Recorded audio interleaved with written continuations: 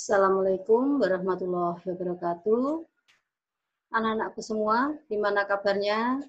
Semoga kalian selalu sehat, selalu dalam lindungan Allah Subhanahu wa Ta'ala.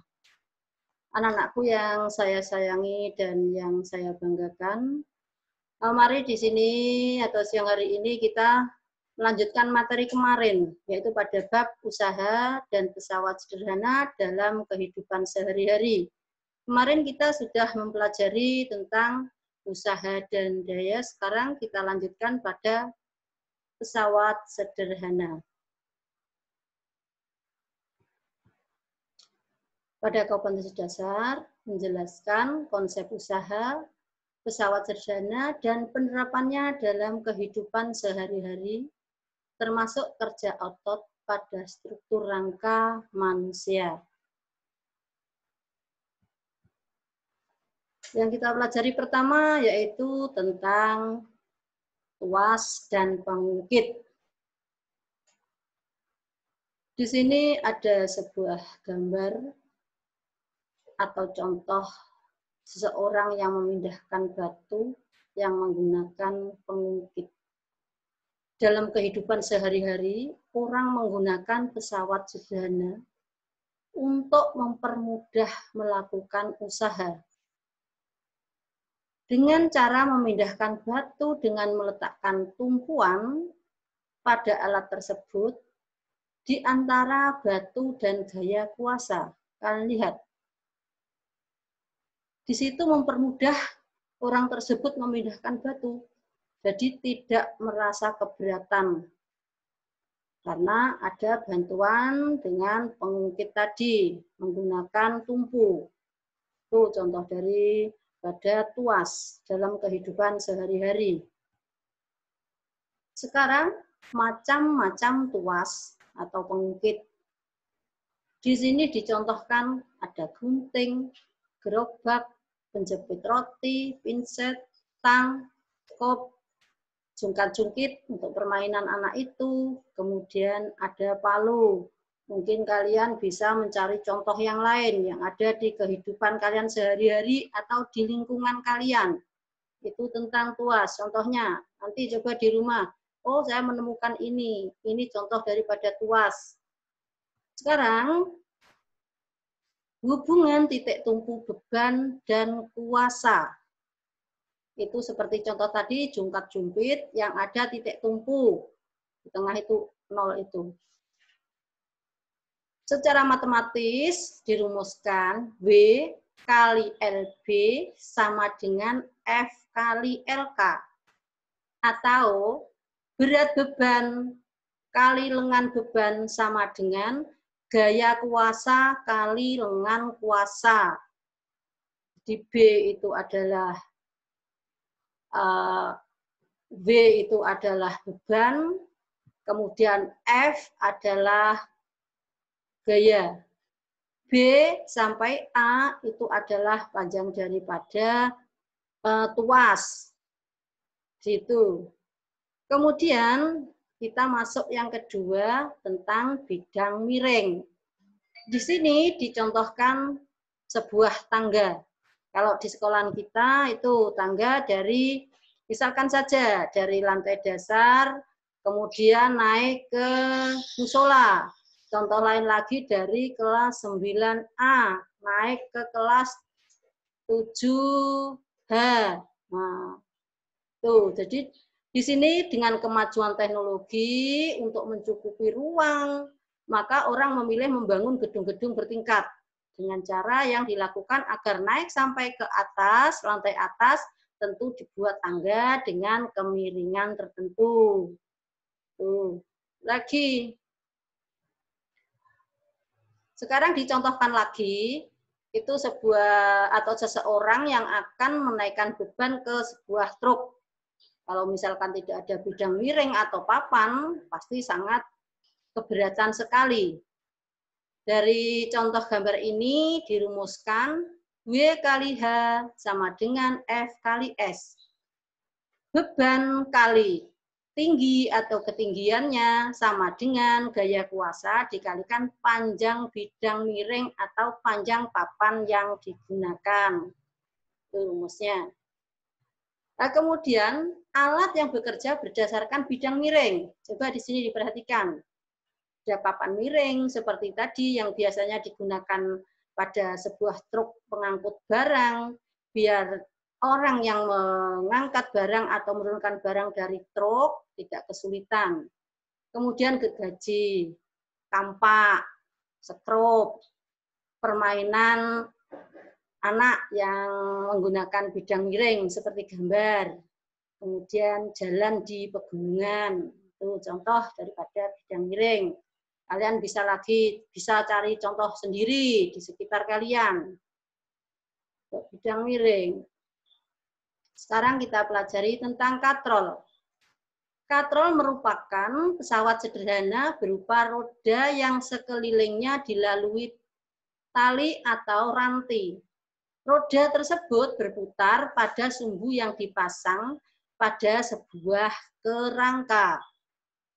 Yang dicontohkan di sini alat pengambil air menggunakan sistem katrol. Berdasarkan tempat kedudukannya, katrol dapat digolongkan atas 3 macam, yaitu 1. Katrol tetap, 2. Katrol bergerak, 3. Katrol berganda. Mari kita pelajari satu-satu. Katrol tetap, itu gambarnya. Katrol tetap prinsip kerjanya sama dengan pengungkit jenis pertama, yaitu titik tumpu terletak di antara titik beban dan titik kuasa. Pada katrol tetap, lengan beban atau O, B sama dengan lengan kuasa O, A, seperti pada gambar. Sehingga keuntungan mekanisnya LK per LB sama dengan 1. Berarti tidak didapat keuntungan mekanik, tetapi didapat keuntungan arah saja. Tentang katrol tetap, yang B katrol bergerak. Dan perhatikan, katrol bergerak adalah katrol yang bergerak bebas saat katrol dipakai. Prinsip kerjanya sama dengan pengungkit jenis kedua, yaitu titik beban terletak di antara titik tumpu dan titik kuasa. Pada katrol bergerak, lengan beban atau BT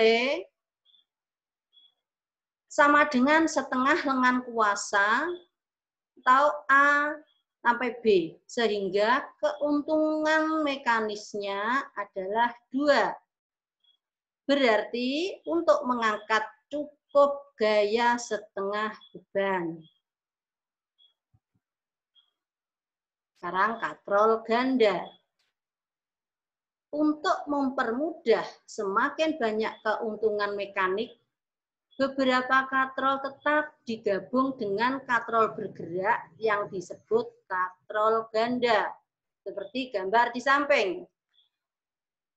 Keuntungan mekanik katrol ganda dapat ditentukan dengan menghitung banyaknya tali yang terdapat pada katrol bergerak. Seperti pada gambar di situ, katrol ganda pada gambar ini keuntungan mekaniknya yaitu 4. Kalian perhatikan gambarnya. Sekarang roda gigi atau gear yang biasanya terdapat pada sepeda. Sepeda menggunakan sistem roda gigi atau gear. Nih, perhatikan gambarnya. Gear adalah sepasang atau lebih roda bergigi yang saling berhubungan yang berfungsi meneruskan gaya dan gerakan. Tuh. Sekarang di sini pesawat sederhana dalam rangka manusia. Tubuh kita ini juga bekerja berbagai prinsip pesawat sederhana. Kadang kita tidak menyadarinya. Otot-otot di leher bekerja ketika kita sedang mendongakkan kepala atau mendongak gini. Jika dianalogikan dengan pesawat sederhana, maka leher merupakan titik tumpu, dagu merupakan posisi beban, dan kepala merupakan gaya. Jika posisi titik tumpu berada di antara beban dan gaya, maka ini adalah pesawat sederhana tipe pertama. Kepala kita coba kita mendengakkan kepala. Nah, di sini kalian terasa. Ternyata di sini leher merupakan titik tumpu. Dagu merupakan posisi beban dan kepala merupakan gaya. Jadi tubuh kita ini juga bekerja sebagai prinsip pesawat sederhana. Tahukah kalian ketika kita mengangkat beban dengan lengan tangan bagian bawah terangkat pada prinsipnya merupakan kerja pesawat sederhana, yaitu sistem pengungkit. Kita tidak menyadarinya itu. Coba. Ketika mengangkat beban dengan lengan tangan bagian bawah terangkat, pada prinsipnya merupakan kerja pesawat sederhana, yaitu sistem pengungkit. Coba kita perhatikan gambar tangan manusia berikut ini. Titik beban, titik kuasa, titik tumpu. Kita bisa meragakan. Nah, itulah yang kita pelajari tentang pesawat sederhana. Kalian pelajari lagi di buku paket. Kalian semua sudah terima buku paket. Dan dari sini, Bukom mengucapkan kalian selamat belajar, jaga kesehatan. Terima kasih. Assalamualaikum warahmatullahi wabarakatuh.